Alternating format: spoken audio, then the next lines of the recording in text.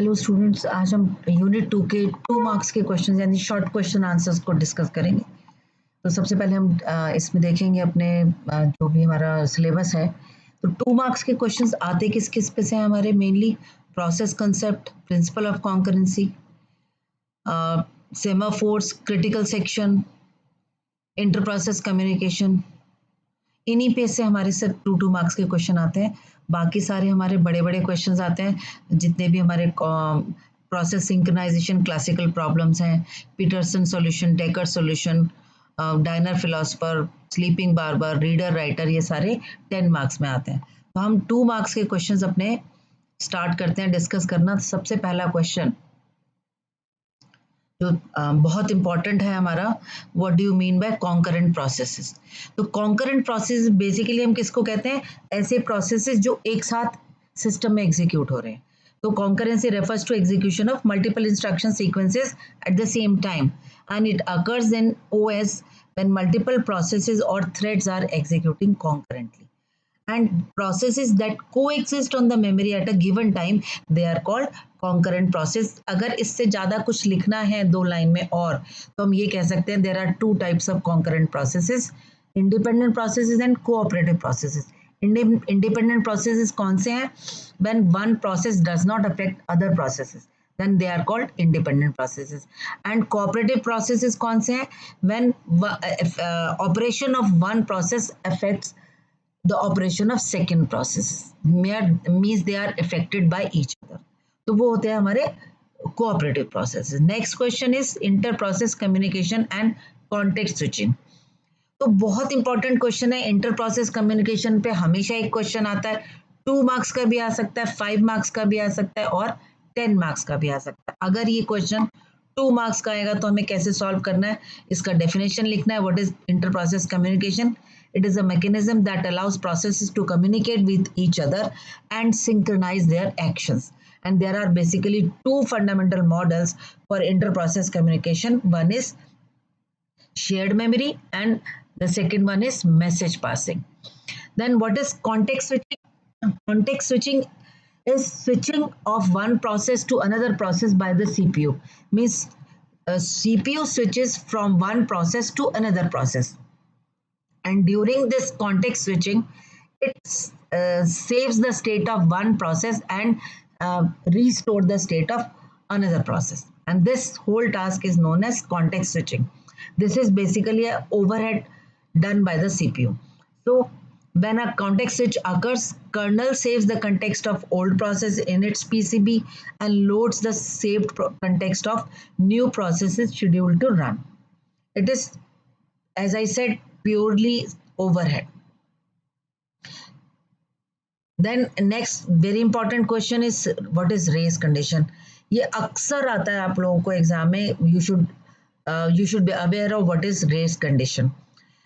तो race condition समझने से पहले हम कोऑपरेटिव प्रोसेसेस की बात करते हैं, कॉन्करेंट प्रोसेसेस की. When 2 processes are executing in concurrently or we can say in interleaved fashion, then they are trying to access some common shared variable, then race condition may happen. So what is this race condition? It is the condition which may result in data inconsistency. For example, we have 2 processes, producer and consumer processes. So firstly they share the buffer area and plus they are sharing one more variable, counter variable. And producer is doing what? It is doing counter plus plus operation and consumer is doing counter minus minus operation. तो जब ये दोनों एक counter variable को share कर रहे हैं तो एक प्रोड्यूसर क्या कर रहा है, हम कहते हैं कि काउंटर प्लस प्लस कैसे करना है. तो उसमें 3 स्टेटमेंट्स है, register 1 equal to counter, register 1 is equal to register 1 plus 1, यानी increment register value and then store the register 1 value to counter.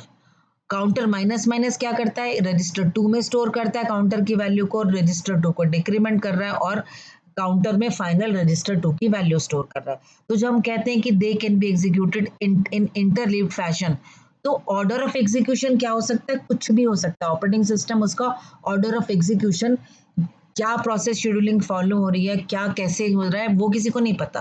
तो ऑर्डर ऑफ एग्जीक्यूशन कुछ भी हो सकता है। तो सपोज पहली स्टेटमेंट हमारी एग्जीक्यूट हुई, प्रोड्यूसर ने एग्जीक्यूट किया, register 1 is equal to counter. Initially हमारे काउंटर की वैल्यू क्या है, 5। तो जब हमारे काउंटर की वैल्यू 5 है तो हमने register 1 is equal to counter किया, तो हमारे रजिस्टर की वैल्यू क्या आ गई, 5 आ गई।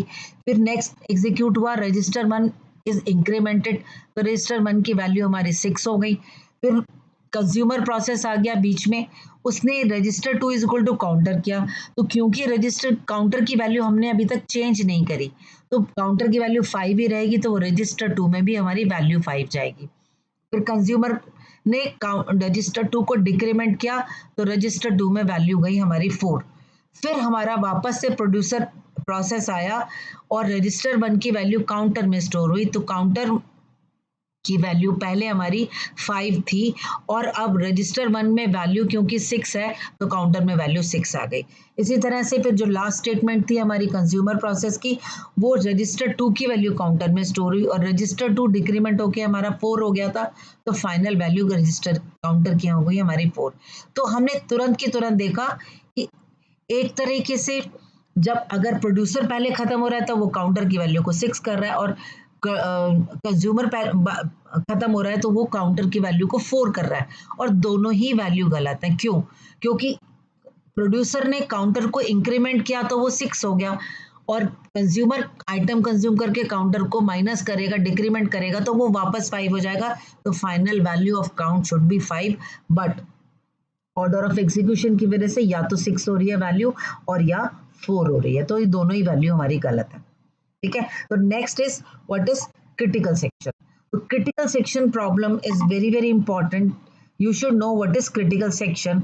बेसिकली जब भी हम कॉन्करेंट प्रोसेसेस की बात कर रहे हैं और शेयर्ड वेरिएबल की बात कर रहे हैं, तो जब भी दो प्रोसेसेस किसी भी कॉमन वेरिएबल को शेयर कर रहे हैं या कॉमन कोड्स को शेयर कर रहे हैं, तो और एक साथ उनको अपडेट करने की कोशिश कर रहे हैं, तो वो सेगमेंट ऑफ कोड हमारा क्रिटिकल सेक्शन कहलाता है।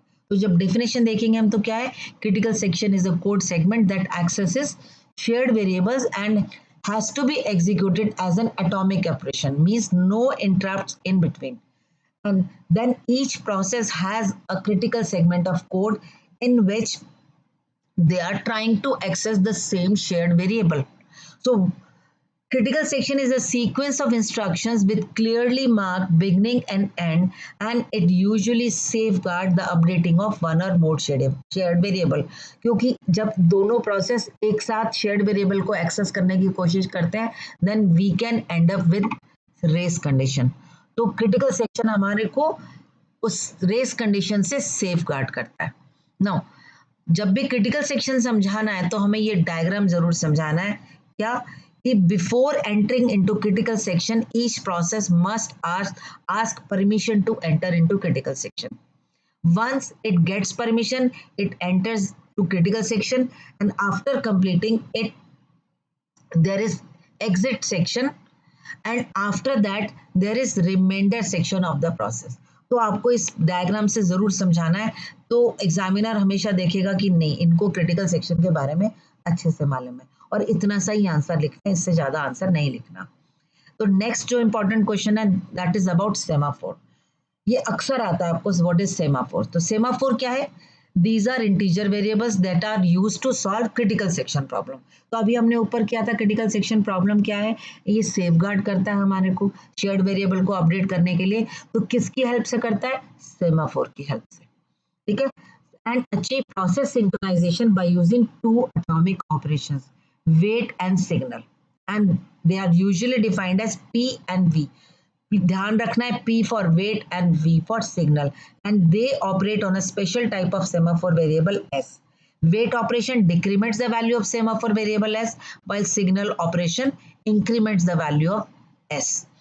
And there are please do remember these two functions are indivisible or atomic functions.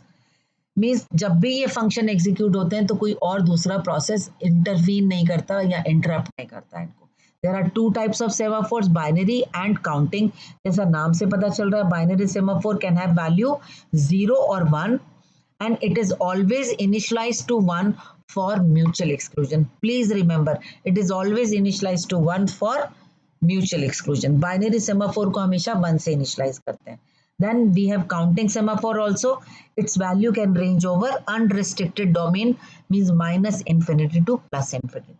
And it is used to control access to a resource that has multiple instances, means हमारे पास multiple hard disk है, हमारे पास multiple CPUs हैं, हमारे पास multiple memory area है. तो जब भी printer हमारे पास multiple है एंड ऑल, तो जब भी हमें मल्टीपल रिसोर्सेज को का एक्सेस को कंट्रोल करना है, then we use counting semaphore.